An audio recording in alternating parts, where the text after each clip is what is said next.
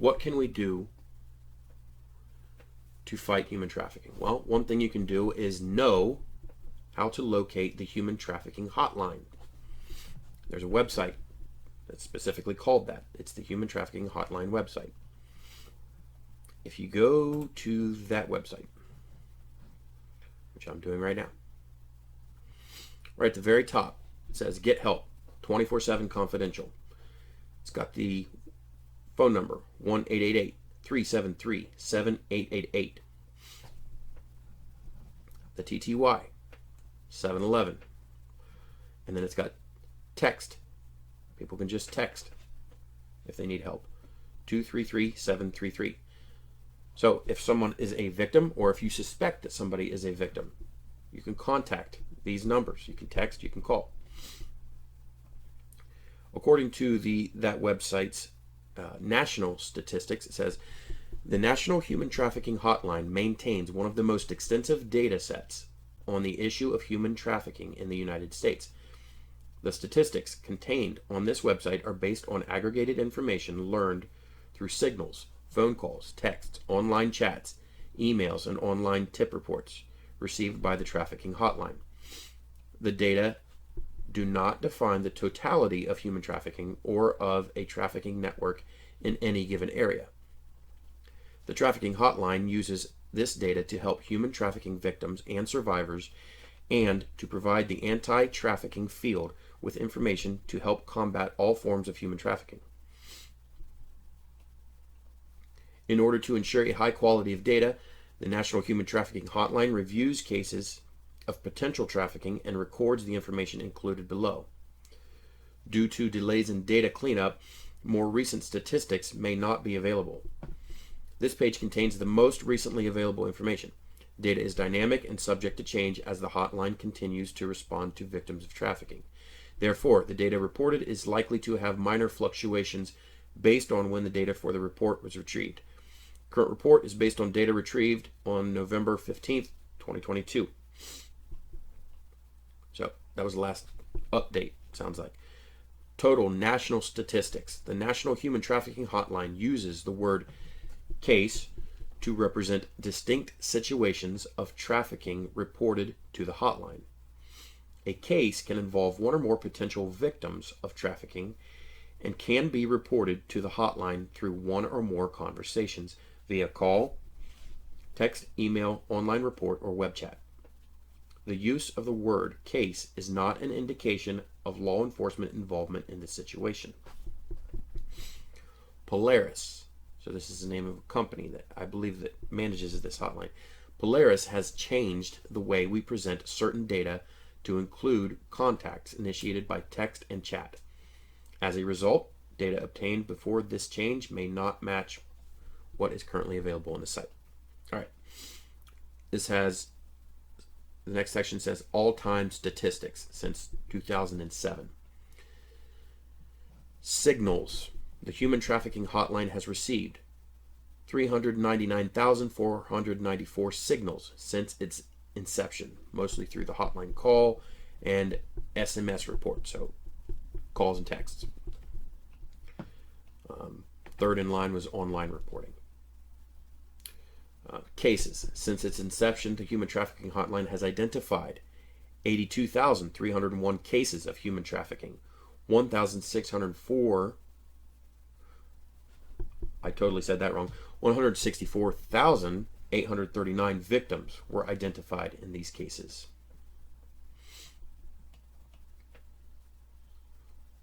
So that's the total of victims they identified since 2007.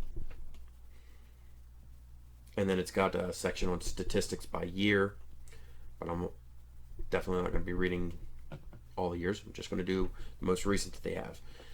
Signals received in 2021. 51,073 signals were received by the hotline in 2021 from national. 13,277 signals received were from victims or survivors of human trafficking. So, how do contacts hear about the hotline? It is helpful for us to learn how people hear about the hotline so that we can strategically advertise to reach more victims and survivors. However, we are not always able to collect this information during every conversation. So, if you happen to contact the hotline, let them know how you heard of them. It helps. How do contacts reach the hotline? People can contact the hotline by phone, text, online chat, online form, and email. Most people contact by phone or text, obviously. All right, I'm going to skip on down because now I mentioned the signals. Now the statistics on the cases. Cases identified in 2021. 10,360 cases were identified. 16,710 victims were involved in these cases. Cases can involve multiple victims. That's why it's clarifying why there are more victims noted than cases. Okay, what types of trafficking cases were reported? The hotline receives tips about situations involving sex trafficking, labor trafficking, sex and labor trafficking, as well as situations where the type of trafficking may be unknown or not specified. The highest demand in trafficking is for sex. Second is labor, according to this. Venues for the sex trafficking. Pornography is the highest. So, sex trafficking happens more frequently in scenarios where pornography is being filmed. So, let that sink in for people who are still struggling with addiction to pornography. Let that sink in for people who seem to think pornography is okay. Think about that before you give in to that temptation yet again. The people behind the camera, the people holding the camera, might be controlling the people who are on camera. You might be watching slavery before your very eyes. Can you live with that? Aside from the very fact that the thing you're watching, the filth that you're watching, is bad in and of itself. All right. No more guilt tripping. But seriously, porn's bad, porn's wicked. You got to cut yourself off from it if you're dealing with it. I've dealt with it before in the past. I know this from personal experience. It's bad. It's terrible for the mind. It corrupts the soul. Scripturally, it says those who commit fornication,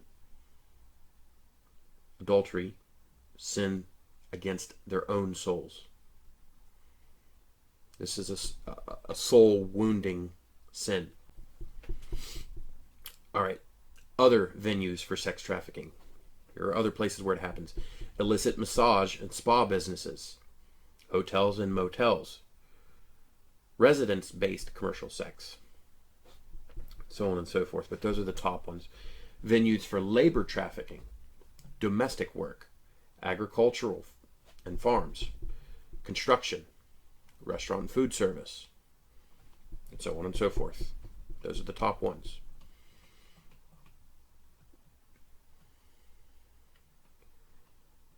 So, moving on to the section where it says case demographics.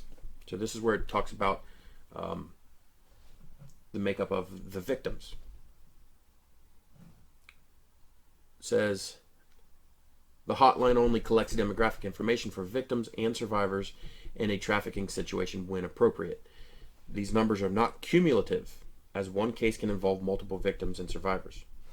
So, the case demographics for ages: 6,642 adults, minors 2,365. That's at least a third of the number of adults. There's a high demand for minors compared to adults. That's horrible to think of. I mean, adults alone.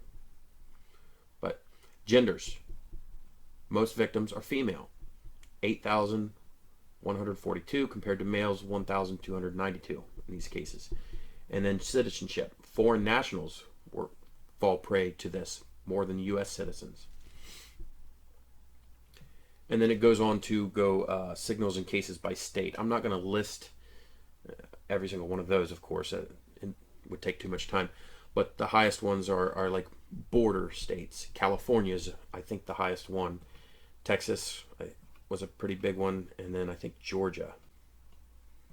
But you all are welcome to look that up yourself. Because now I'm going to move on to another part of the website.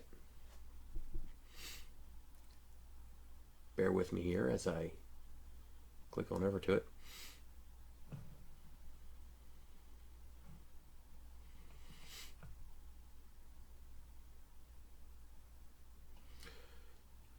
So this part of the website explains a little more about human trafficking. It's good to understand what exactly it is and what it isn't, so we don't confuse ourselves. And it's got more like sections about it, like myths and facts, recognizing the signs. So if you recognize signs of what you think might be human trafficking, couldn't hurt to call this hotline. They can help filter out things that they don't think is legit, but they can at least send the right people to investigate. All right, what human trafficking is and isn't. Human trafficking is the business of stealing freedom for profit. In some cases, traffickers trick, defraud, or physically force victims into providing commercial sex. In others, victims are lied to, assaulted, threatened, or manipulated into working under inhumane, illegal, or otherwise unacceptable conditions. It is a multi-billion-dollar criminal industry that denies freedom to 24.9 million people around the world. All right, and I'm going to scroll down because it actually tells me, please scroll down to learn more. And we hope this information is useful, it says. Force, fraud, or coercion. U.S. law defines human trafficking as the use of force, fraud, or coercion to compel a person into commercial sex acts or labor or services against his or her will. The one exception involves minors and commercial sex. So, as mentioned before in the website, or actually it was the Bureau of Justice Statistics, minors, whether consent is involved or not, it's illegal. Those under 18. Inducing a minor into commercial sex is considered human trafficking regardless of the presence of force, fraud, or coercion. Action means purpose. The website is good about explaining what this means. The action means purpose model can be helpful in understanding the federal law. Human trafficking occurs when a perpetrator, often referred to as a trafficker, takes an action and then employs the means of force, fraud, or coercion for the purpose of compelling the victim to provide commercial sex acts or labor or services.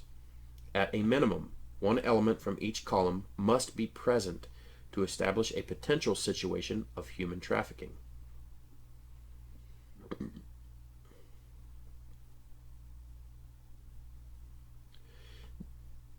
The AMP model. Action. So under the action section it says induce, recruits, harbors, transports, provides, or obtains. Means, force, fraud, or coercion. That's how they get people into the trafficking scheme. Purpose, for commercial sex or labor services.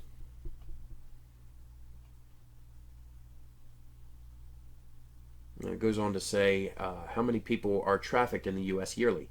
In 2017, Polaris worked on 8,759 cases of human trafficking reported to Polaris-operated National Human Trafficking Hotline and Be Free text line. These cases involved 10,615 individual victims, nearly 5,000 potential traffickers, and 1,698 trafficking businesses. Human trafficking is notoriously underreported. Keep that in mind. Shocking as these numbers are, they are likely only a tiny fraction of the actual problem.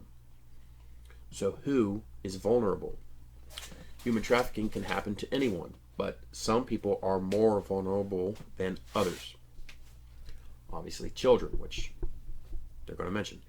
Significant risk factors include recent migration or relocation, substance use, mental health concerns, involvement with the child welfare system, and being a runaway or homeless youth.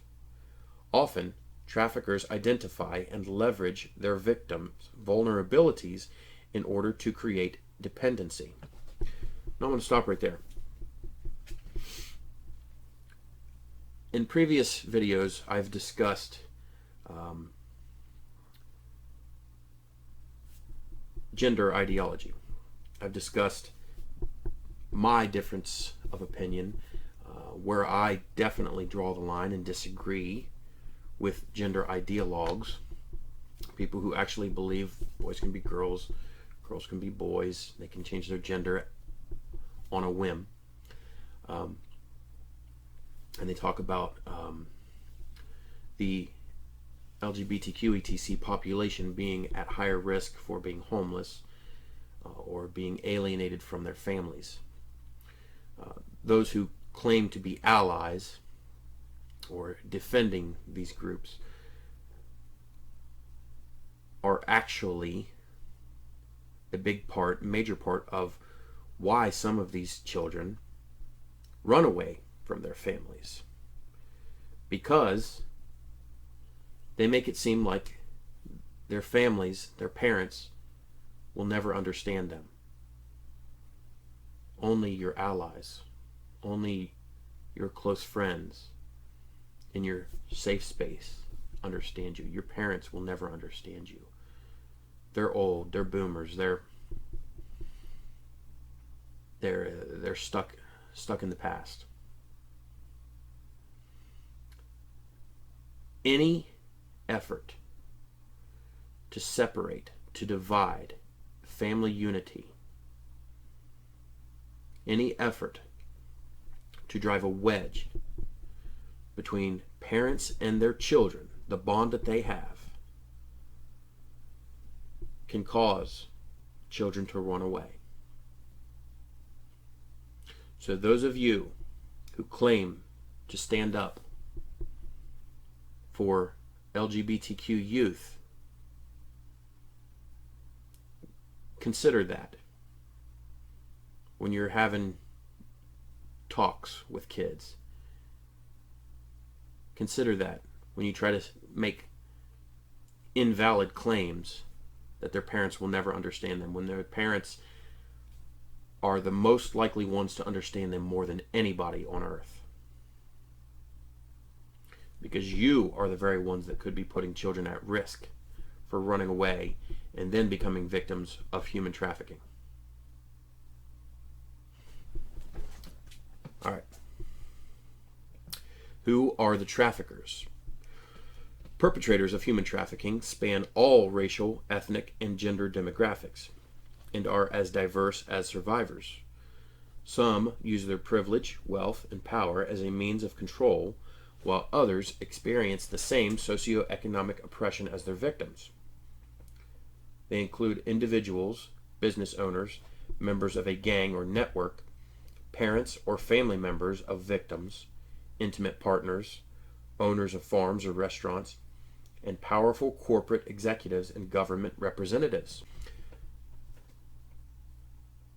How do traffickers control victims?